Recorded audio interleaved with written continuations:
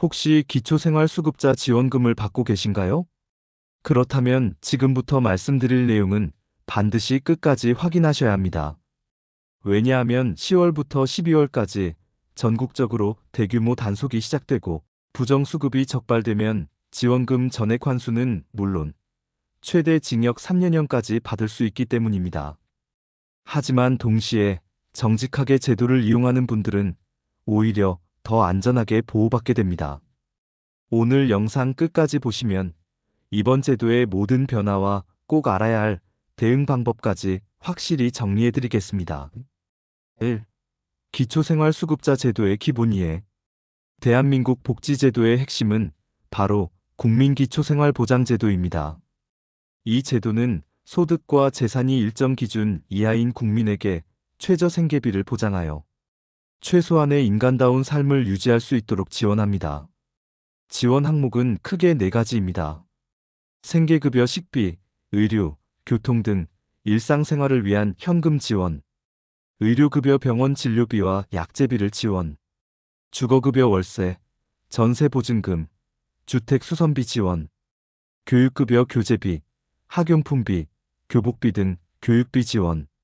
즉, 기초생활수급자 제도는 경제적 어려움 속에서도 최소한의 주거의료 교육 생계를 지켜주는 사회 안전망입니다.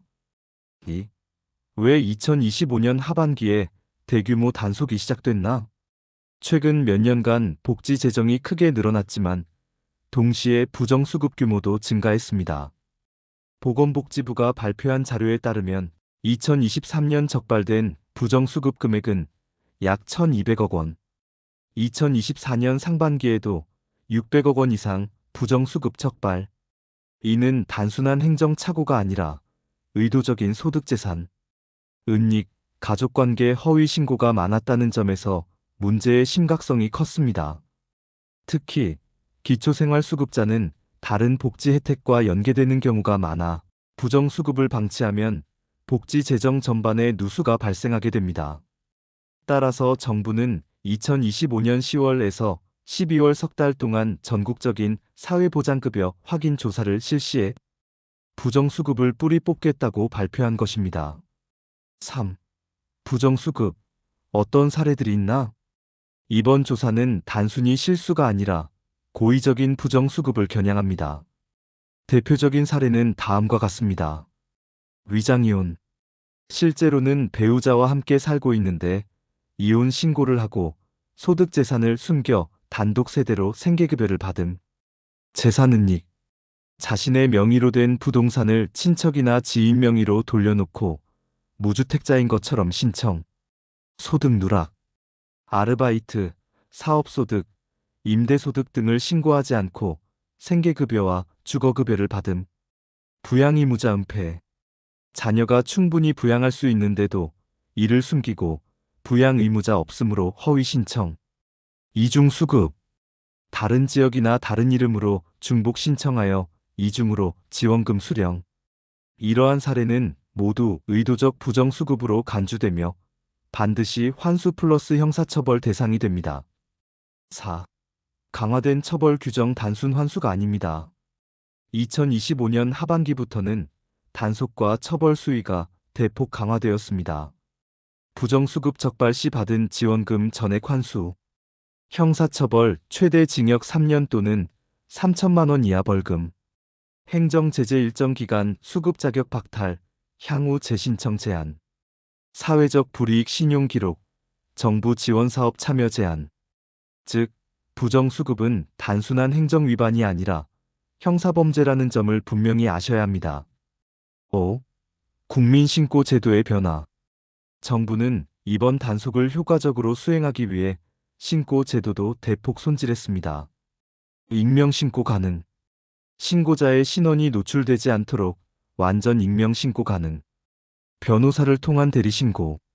법률 전문가가 대신 신고해주므로 안전성 확보. 구조금 지원 확대. 과거에는 신고자가 직접 피해를 입어야만 구조금을 받을 수 있었지만 이제는 신고자의 가족이나 동거인까지 구조금 신청 가능. 6. 공익신고 보상금 제도 한도 폐지. 이번 제도의 핵심은 바로 보상금 제도의 확대입니다. 기존에는 보상금 지급 한도가 30억 원이었으나 이제는 한도 자체가 사라졌습니다. 환수된 금액의 최대 30% 보상. 금액 제한 없음. 예시. 부정수급으로 1억 원이 환수될 경우 신고자는 최대 3천만 원 보상. 부정수급으로 10억 원이 환수될 경우 신고자는 최대 3억 원 보상. 즉, 규모가 클수록 신고 보상금도 함께 커지기 때문에 국민 누구나 공익적 신고에 참여할 유인이 커졌습니다. 7. 정직한 수급자 보호장치도 마련. 많은 분들이 걱정하는 것이 혹시 단속 과정에서 억울하게 불이익을 당하지 않을까 하는 부분입니다. 정부는 이를 방지하기 위해 현장 조사 시 반드시 사전 고지, 소명 기회 보장, 재심제도 운영 등을 통해 정직하게 수급을 받고 있는 국민이 피해를 보지 않도록 제도를 설계했습니다. 8. 단속 강화의 사회적 의미. 부정수급을 막는 것은 단순히 돈을 환수하는 문제를 넘어섭니다. 복지 재정의 건전성 확보. 누수가 줄어야 진짜 필요한 분들에게 더 많은 예산이 투입 가능. 복지 사각지대 해소. 부정수급자가 줄어들수록 대기 중인 저소득층이 지원받을 기회 증가. 국민 신뢰 회복. 정직한 국민만이 복지를 누린다는 인식 확산. 9. 국민이 할 수 있는 대응. 기초생활수급자라면 반드시 정확한 소득재산 신고, 변동사항 취업, 재산 취득 등이 있으면 즉시 복지센터에 신고, 주변에서 의심 사례가 보이면 익명신고 활용, 신고 후 불이익을 당했다면 구조금 제도 활용. 10. 향후 제도 개선 방향. 전문가들은 이번 단속을 계기로 다음과 같은 정책 변화가 이어질 것으로 전망합니다.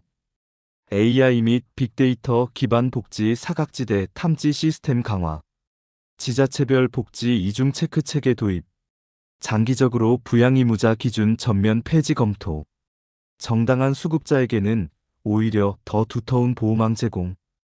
2025년 10월부터 12월까지 진행되는 이번 사회보장급여 확인조사는 단순한 점검이 아닙니다. 이는 정직한 국민을 보호하고 부정수급을 뿌리 뽑아 복지의 신뢰성을 회복하는 대규모 국가 프로젝트입니다. 정직하게 받으면 든든한 복지, 부정하게 받으면 무거운 처벌. 이 원칙이 이제는 명확해졌습니다. 국민 여러분도 반드시 이 사실을 숙지하시고 혹시 주변에서 의심되는 사례를 본다면 부담 없이 익명 신고하시기 바랍니다. 정부정책 채널 TV는 앞으로도 국민 여러분께 꼭 필요한 정책 정보를 빠르고 정확하게 전해드리겠습니다.